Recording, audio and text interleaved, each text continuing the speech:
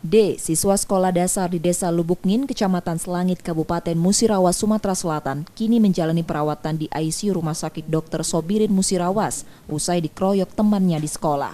Ibu korban menerangkan, sebelum dirawat di rumah sakit, anaknya sempat dibawa ke puskesmas setempat oleh gurunya. Namun karena kondisinya serius, korban harus mendapatkan penanganan di rumah sakit. Saat ini, korban masih sulit untuk diajak berkomunikasi. Tapi luka hati ya? Nggak ada luka. Waktu itu aku nanyalah kami, mana yang sakit? Katanya leher. Oh, masih bisa ngomong? Bisa, dia tuh tapi agak itu gitu lah, agak susah ngomong. Kan aku ngomong, yang sakit mana? Katanya aja itu baik. Pas sekarang dia tuh kalau kita manggil buka mata tapi ngomong dia tidak bisa. Buka mata. Reaksinya ada, cuma tidak baca ngomong. Tidak baca.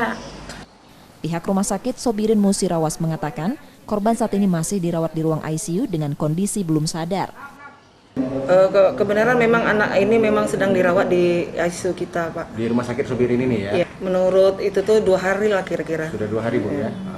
Kapolres Musirawas AKBP Efran Nedi menerangkan pihaknya masih menangani kasus tersebut. Kemarin secara resmi perwakilan dari pihak keluarga korban sedang melapor. Tapi tentunya nanti kita ikuti SOP penanganan anak-anak ya.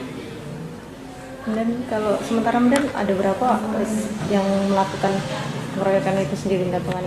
Ada beberapa orang ya, ada beberapa orang yang melakukan itu. 3, 4? Ya nanti kan hasil penyidikan ya. Kalau lebih dari 1 lah yang jelas ya kan. Hasil penyidikan kita nggak bisa memastikan 1, 2.